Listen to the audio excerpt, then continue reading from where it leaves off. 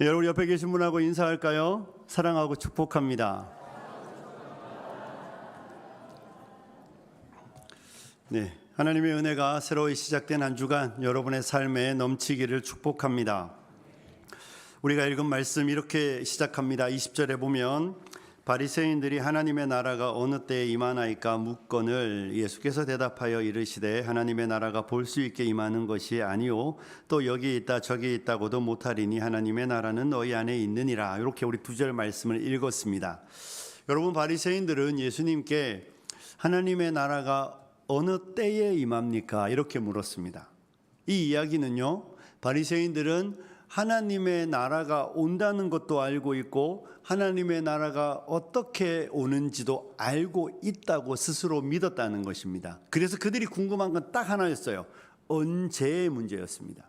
그들은 하나님의 나라가 오기는 온다고 우리가 알고 있는데, 하나님의 나라가 이 땅에 하나님의 나라가 임한다고 알고 있는데, 우리가 궁금한 건 예수님 언제입니까? 이렇게 물었는데 예수님의 대답을 읽어보면 예수님은 때에 관한 이야기는 하지 않으세요. 도리어 너희가 지금 생각하고 있는 그 하나님의 나라, 너희가 알고 있는 그 방식으로 임하는 하나님의 나라는 틀렸다고 말씀하시는 겁니다. 그들은 당연히 어느 때에 이렇게 집중하고 있는데 예수님은 너희는 때를 이야기할 게 아니라 하나님의 나라가 어떤 방식으로 오는지부터 배워야 하겠다라고 말씀하시고, 예수님은 하나님의 나라가 여기 있다 저기 있다 하지 말고 볼 수 있게 임한다고 생각하지도 말고 하나님의 나라는 너희 속에 임한다, 이렇게 가르쳐 주고 있습니다. 사랑하는 성도 여러분, 오늘 한국에 우리 이단들이 하도 많으니까 우리 나는 신이다 이런 프로그램도 사람들이 이야기하잖아요. 자, 하나님의 나라가 보이게 임한다 이렇게 생각하면 안 됩니다. 예수님이 우리가 생각하는 방식으로, 우리가 생각하는 방식이 아니라 지금 이런 몸뚱아리를 입고 예수님이 오신다고 말하면 다 가짜라는 이야기를 여러분에게 먼저 드리겠습니다. 아니, 재림 예수인데 병들고 늙어지고 아프고 우리와 같은 거 먹고 이러면 이상하지 않습니까? 자기가 재림 예수라고 말하는데 성욕에 눈이 멀은, 그건 정신 나간 사람이죠. 그런 방식으로 예수님 하나님의 나라가 오고 자기가 다시 오실 메시아라고 말하는 사람의 이야기는 들을 필요도 없습니다. 그 사람이 행여 여러분의 과거를 다 맞출 수도 있고, 그 사람이 행여 어떤 이적과 기사를 행한다 해도, 그가 어떤 능력을 행사한다고 해도 그는 틀렸습니다. 그는, 우리 다시 오시는 예수님은 우리가 입고 있는 이 몸으로 오시지 않습니다. 그렇죠? 부활하신 주님은 변화된 모습으로, 하늘나라에 어울리는 모습으로 우리를 오셔서 우리도 변화시켜 그 나라로 데리고 갈 줄로 믿습니다. 그러니 하나님의 나라를 이야기하고 자기가 예수라고 말하는 누군가가 우리와 똑같은 모습으로 똑같이 옷을 입고 똑같은 음식을 먹고 똑같은 마음의 괴로움을 느끼고 똑같은 욕구를 가지고 있고 똑같이 아프고 병들면 그 사람은 어차피 가짜니까 신경도 쓰지 마시고 과천에는 가실 생각도 하시지 마십시오. 그러니 우리는 그런 생각을 할 필요가 없습니다. 또 하나는, 여러분, 우리가 생각해야 되는 것은 때와 관련해서 누군가가, 오늘 이 바리새인들이 물었던 것처럼 어느 때에 자꾸 관심이 있는 사람들이 있는데, 우리 예수님이 마태복음 24장에 분명히 말씀하셨어요. 천지는 없어질지언정 내 말은 없어지지 아니하리라. 그러나 그날과 그때는 아무도 모르나니 하늘의 천사들도 아들도 모르고 오직 아버지만 아신다. 누구만 안다고요? 아버지만 안다고 말했는데 지가 알면 이상하잖아요. 그러니 누군가가 언제를 이야기하기 시작하면 그 사람의 이야기도 들을 필요 없습니다. 그 사람도 능력을 행할 수 있고 기사와 이적을 행한다 해도, 여러분의 모든 과거를 맞춘다고 해도 신경 쓰지 마십시오. 여러분의 모든 과거는 여러분의 부모님도 잘 알고 있습니다. 귀신도 다 알고 있습니다. 그러니 어느 때를 이야기하는 사람에 관심 갖지 마시고, 누군가가 자기가 예수라고 말하는데 나와 같으면 그 사람도 신경 쓰지 마십시오. 우리가 관심을 가져야 되는 것은 오늘 예수님이 우리에게 주고 있는 하나님의 나라가 도래하는 방식의 문제입니다. 이 바리새인들은 하나님의 나라가 이 땅에 다윗이 통치하던 모습으로 그와 같이 이 유대인들이 나라 잃은 이 소름들 속에서 그들이 지금 이 팔레스타인 땅에 살고 있지만 주권이 로마가 가지고 있는, 주권도 없이 자기 땅인데 자기 땅이라고 하지 못하는 그 땅에 하나님의 나라가 임할 것이라고. 그래서 메시아가 오면, 그리스도가 오면 그들의 주권을 회복하고 그들이 다시 다윗과 같은 나라를 세울 것을 생각하고 있었는데요, 그 방식으로 하나님의 나라는 오지 않는다는 것입니다. 그러니 하나님의 나라는 우리 눈에 보이는 세상 사람들이 말하는, 정치인들이 말하는 그런 방식으로 도래하지는 않습니다. 하나님의 나라는 어디에 임한다고요? 너희 안에 있느니라. 어디 임한다고요? 너희 안에 임합니다. 믿으시기를 축복합니다. 하나님의 나라는, 하나님은 우리 안에 하나님의 나라를 세우신다는 것을 잊지 않으셔야 합니다. 여러분, 왜 하나님의 나라가 우리 안에 임해야 합니까? 왜냐하면 우리 안에는 하나님의 나라가 없기 때문입니다. 여러분, 이 땅에 일어나는 모든 문제의 원인을 무엇이라고 생각합니까? 이 시대에 일어나는, 인간 세상에 일어나는 모든 문제의 근원이 어디에 있을까요? 정치와 제도가 잘못됐습니까? 정치인들은 그래서 정치를 통하여, 법을 통하여 사회의 규칙을 바꿔서 이 땅을 좀 더 나은 세상을 만들어 가려고 합니다. 좋은 일입니다. 그런데 정치인이 만들어내는 제도는 놀랍도록 한 가지 특징이 있는데, 누군가가 행복하면 누군가가 불행해집니다. 그렇지 않습니까? 만약에 우리나라 법률이 지금 소득 과세를 지금 내는 데서 쫙 올려서 정말 연봉이 많은 사람은 더 많이 내고 작은 사람이 작게 내면 저는 괜찮을 것 같아요. 그런데 어떻습니까? 우리 가운데 누구는 그 법률이 나오는 순간 그 법률을 발의하는 당이든 인물이든 쌍욕을 할 겁니다. 아니, 내가 어떻게 번 돈인데 왜 내 것을 빼앗아 저 사람을 주지? 세상이 만들어내는 제도는 모두에게 행복을 줄 수 없습니다. 세상이 만들어내는 제도는 모든 사람을 만족시킬 수 없습니다. 그래서 최대 다수의 최대 행복을 이야기하고 싶어 하는 게 정치인들이 하는 이야기입니다.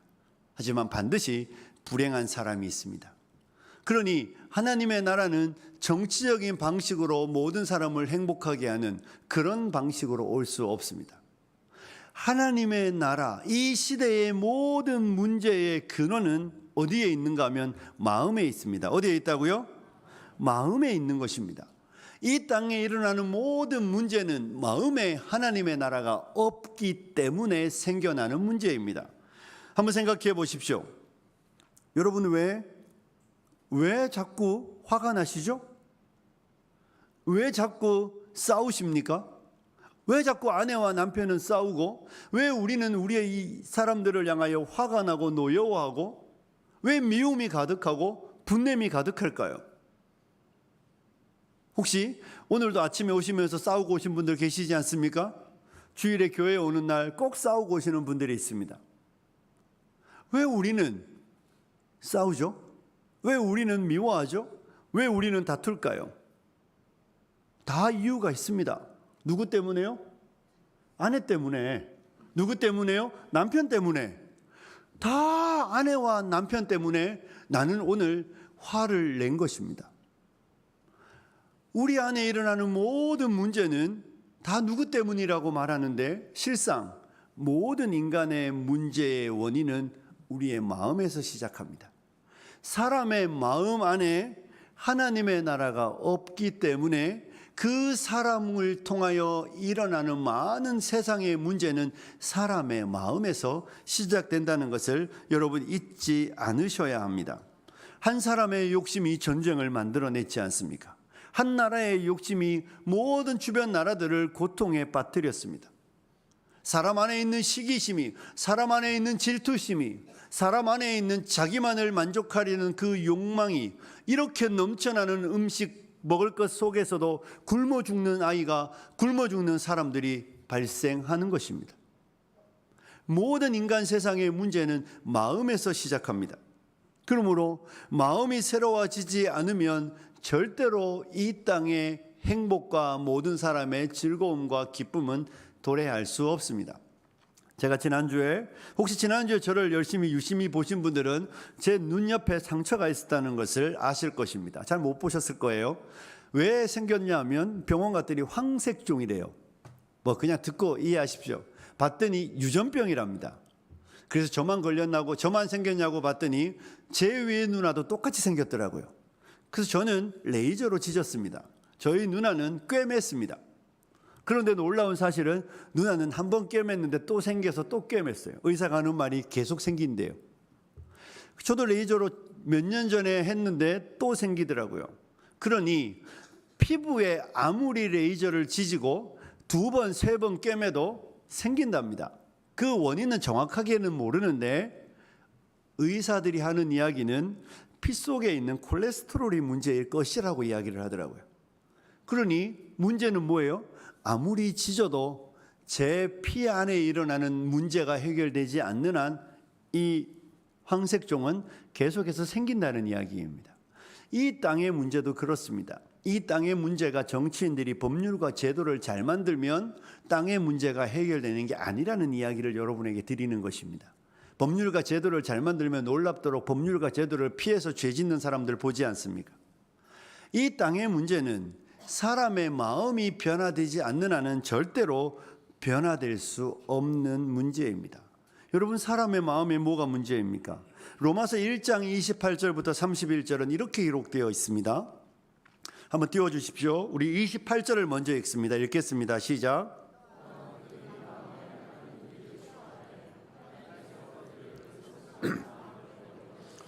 합당하지 못한 일을 하게 하셨으니 28절 띄워두십시오. 보시면 또한 그들이 마음에 누구 두기를 싫어하며 하나님 두기를 싫어하며 하나님께서 그들을 그 상실한 마음대로 마음에 하나님이 차야 하는데 그들이 마음에 하나님 두기를 싫어하니까 하나님이 그 마음에서 떠나시고 그들의 마음을 그대로 내버려 두셨다는 것입니다. 그러니 그들이 마음이 허하니 마치 누군가가 이렇게 이해하면 되겠죠. 어떤 사람이 열렬히 사랑하는 여인이 있었는데 그 여인으로부터 실현당하면 이 사람이 비정상이 되잖아요.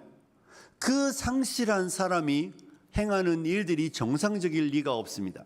하나님을 잃어버린 사람이 합당하지 못한 일을 하는데 29절 띄워주십시오. 29절 보면 모든 불의, 추악, 탐욕, 악의가 가득한 자요, 시기, 살인, 분쟁, 사기, 악독이 가득한 자요, 수근수근하는 자요. 30절 비방하는 자요, 하나님께서 미워하시는 자요, 능욕하는 자요, 교만한 자요, 자랑하는 자요, 악을 도모하는 자요, 부모를 거역하는 자요. 31절입니다. 우매한 자요, 배약하는 자요, 무정한 자요, 무자비한 자라. 누구입니까? 사람이에요. 이 땅에 죄를 짓고 살아가는 사람이 이 로마서 1장 28절부터 31절에 나오는 사람입니다. 불의와 불법을 행하고 죄를 지으며 미워하고 다투고 분쟁하는 그 모든 이유를 성경은 딱 잡아 이야기하는데 마음에 하나님 두기를 싫어하고 그래서 그 마음에 하나님이 그들의 마음을 그대로 내버려 두니까 하나님 없는 상실한 마음이 어떤 일들을 하는 것입니까? 합당하지 못한 일을 하는 것이죠. 여기서 합당하지 못하다는 것은 하나님 보시기에 합당하지 못한 일을 하는 것입니다. 그것이 우리 눈에 펼쳐지고 있는 인간 세상의 모든 비극의 출발입니다. 사람들이 마음에 하나님 두기를 싫어하기 때문에 그 마음이 하나님을 잊어버린 채로 상실한 채로 버려짐으로 인하여 그 마음 안에 주인 없는 그 마음이 악으로 가득 차고 죄로 가득 차서 불의와 불법과 죄를 짓는 것이죠. 그러니 여러분은 세상을 보고 사람이 왜 저래 이렇게 할 필요가 없다는 것입니다. 사람만이 하는 죄들입니다. 사람들만 짓는 죄들입니다. 동물도 절대로 우리처럼 죄를 짓지는 않습니다. 사람들이 마음의 주인을 잃어버리고 마음이 타락함으로 인하여 그 마음으로 말미암아 행하는 모든 일들이 죄뿐임을 성경은 우리에게 말하는 것이죠. 그러니 그 마음을 가진 사람이 법과 제도를 바꾼다고 해서 이 땅에 하나님의 나라가 도래할 리가 있겠습니까? 그래서 하나님은 이 땅에 하나님의 나라를 세우실 때 우리 마음에 역사하신다는 것입니다. 그래서 오늘 우리가 읽었던 대로 하나님의 나라는 너희 안에 임한다고 분명히 성경은 말하고 있습니다. 하나님은 마음을 변화시키십니다. 뭘 변화시키신다고요? 마음을 새롭게 하시는 분이 우리 하나님의 일하심의 방식입니다. 그러므로 우리의 마음이 새로워진 사람을 성경은 사실 성도라고 말하는 것이죠. 물론 예수 믿는 사람을 성도라고 합니다. 그런데 예수를 믿는다는 그 말 속에는 이런 의미를 포함하는 거예요. 하나님 두기 싫어하던 내가, 죄악으로 가득 찼던 내가, 내 마음이 죄악으로 가득 차 있고 내 마음이 하나님의 진노를 받아 마땅한 그 마음이라는 것을 깨달아 알고 죄를 회개하고 예수 그리스도의 보혈로 새롭게 되어 성령이 내 마음에 들어왔다는 것을 예수 믿었다는 말로 달리 표현하는 방식입니다. 그러니 예수는 입으로 믿는 게 아니에요.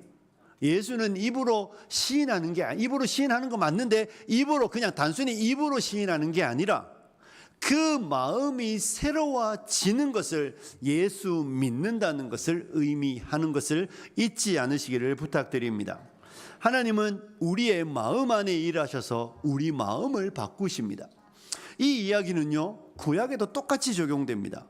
구약 에스겔서 36장 25절부터 27절에는 이런 말씀이 기록되어 있는데 우리 26절을 좀 띄워 주십시오. 자, 함께 읽습니다. 시작.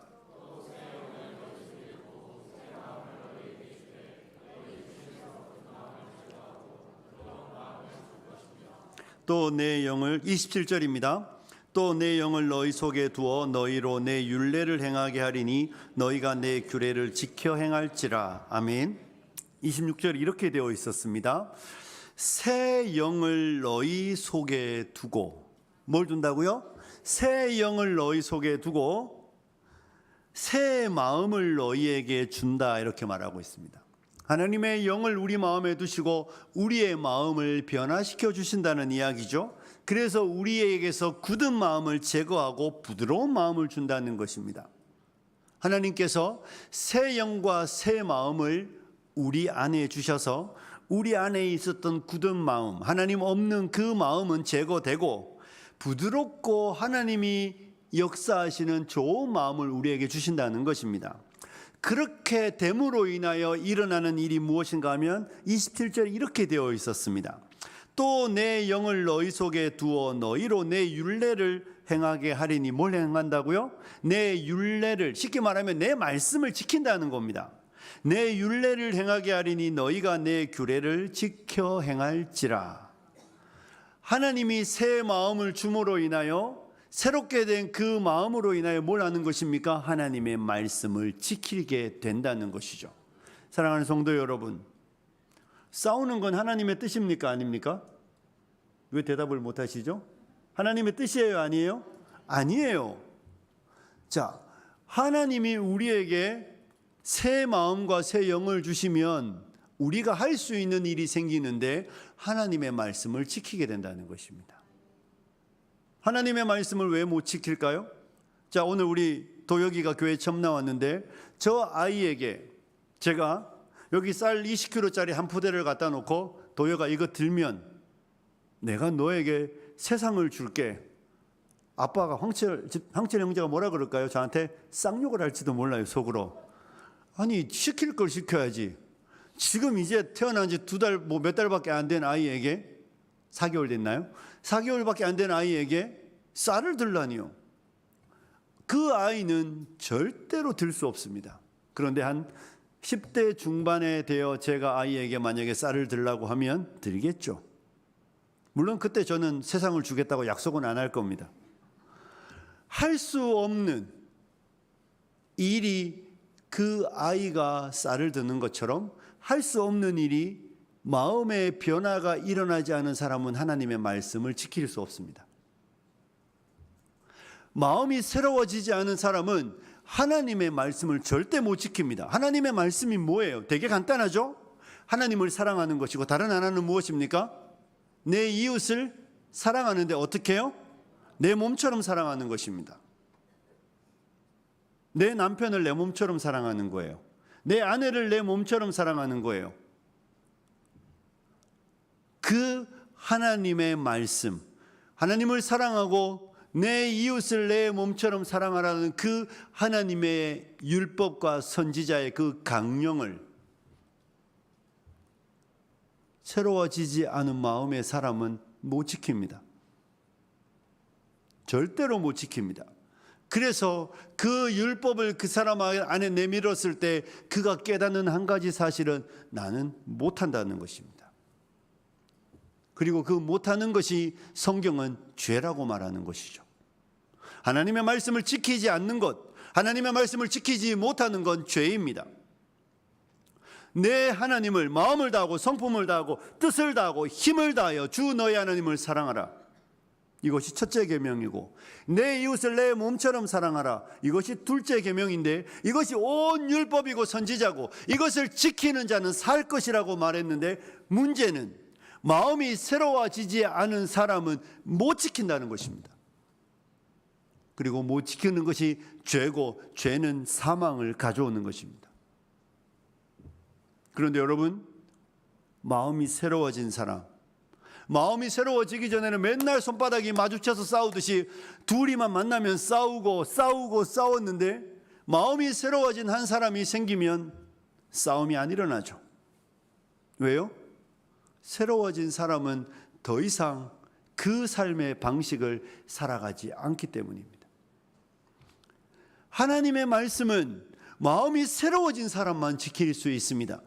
하나님의 말씀은 그 심령이 변화를 받아 그 마음에 임한 새 영으로 인하여 하나님이 다시 그 사람의 마음의 주인이 된 사람, 그 사람은 하나님의 말씀을 지키는 자가 되는 것입니다.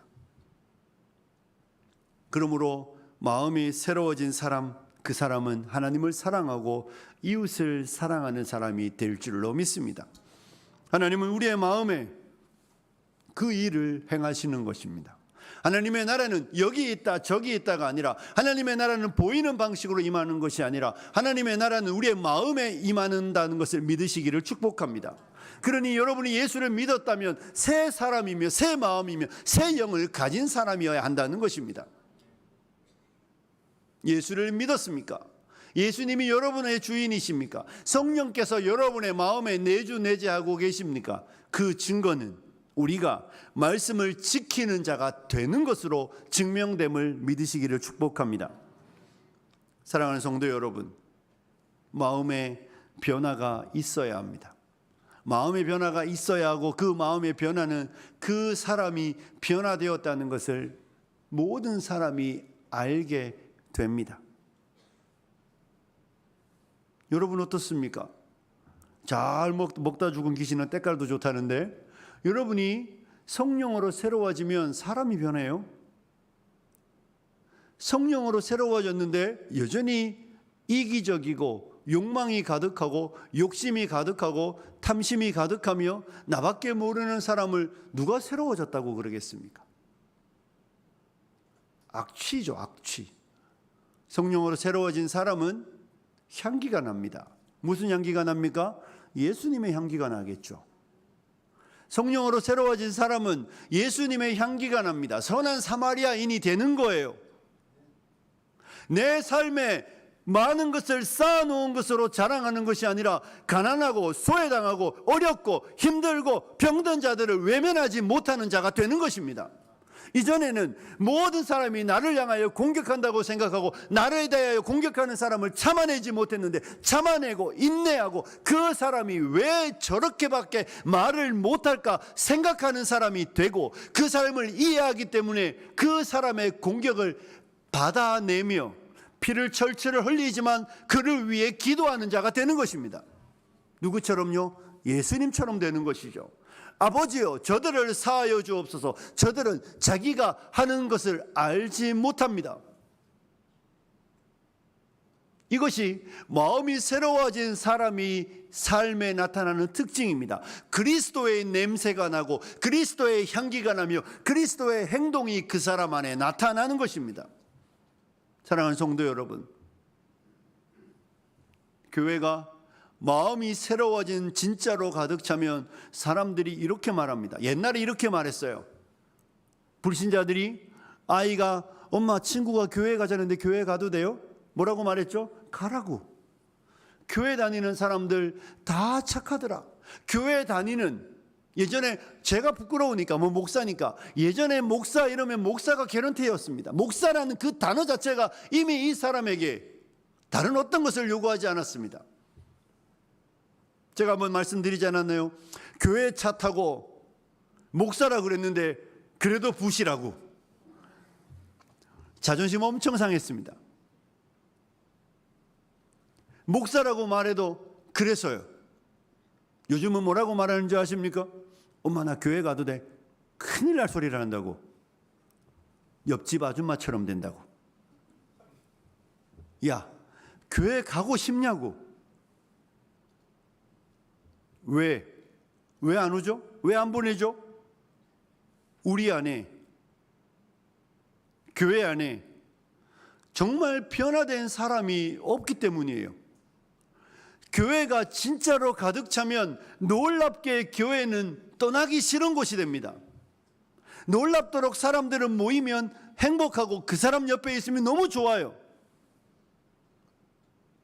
변화된 사람에게는 그런 온기가 있습니다. 사람 냄새가 나고 사람다움을 느낄 수 있기 때문입니다. 우리 예수님 주변에 사람들이 모이고 예수님을 통하여 위로받았고 예수님을 통하여 힘을 얻고 예수님을 통하여 그들의 인생의 갈 바를 알게 되는데 누가 예수님을 멀리하겠습니까?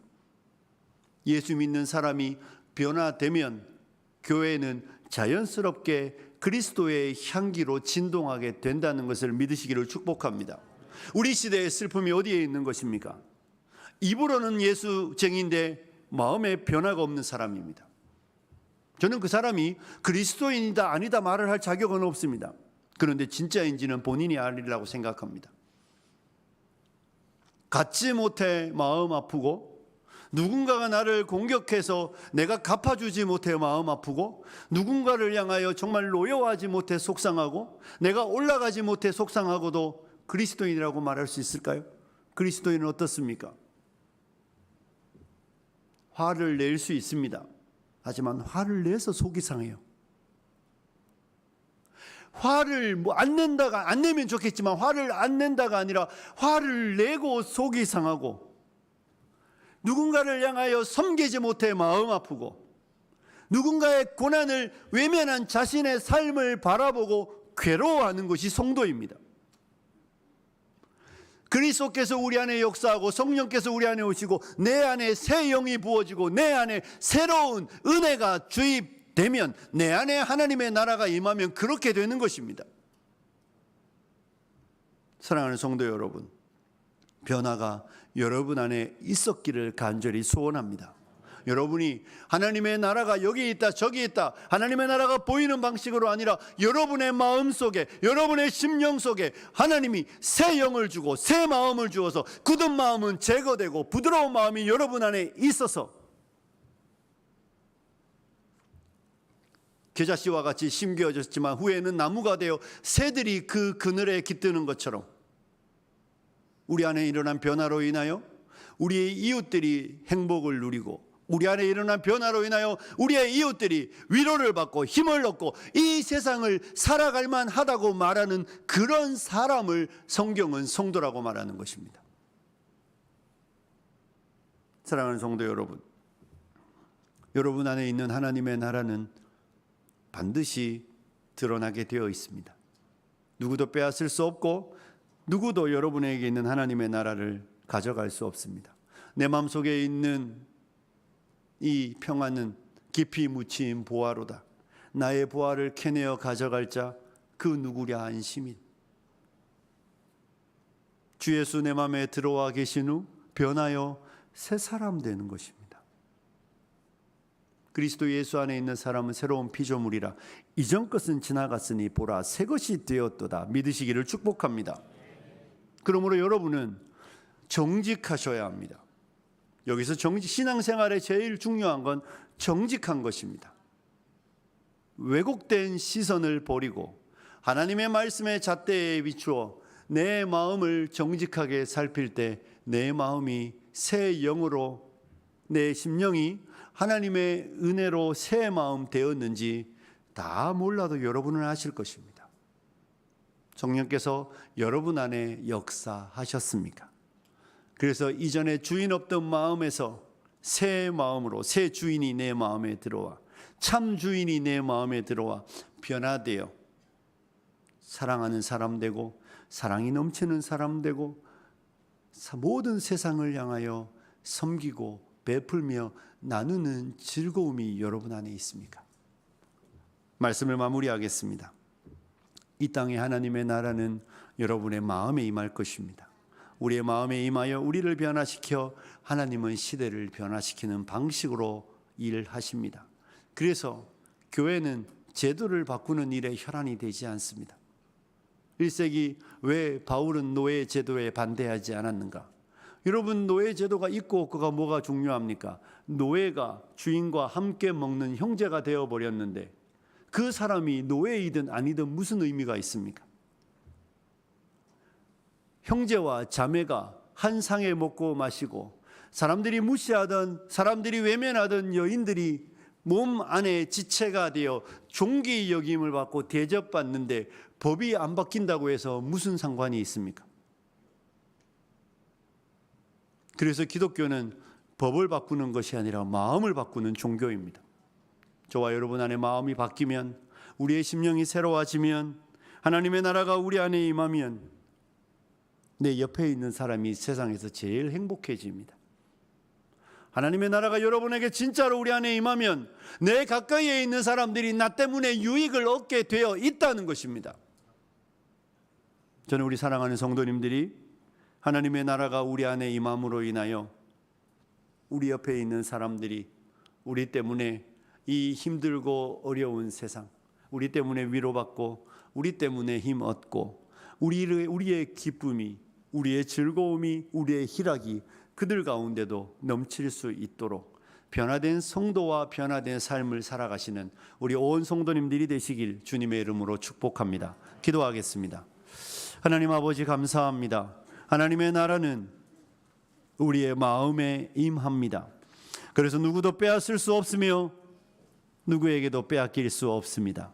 우리 안에 일어난 하나님의 나라로 인하여, 우리 안에 새로워진 그 마음으로 인하여 이 시대가 새로워지고 우리의 이웃들이 새로워진다고 성경은 말하고 있음을 우리가 배웁니다.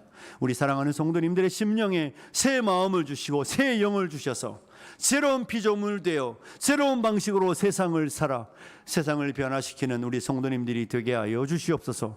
예수님과 거룩하신 이름으로 기도드리옵나이다. 아멘.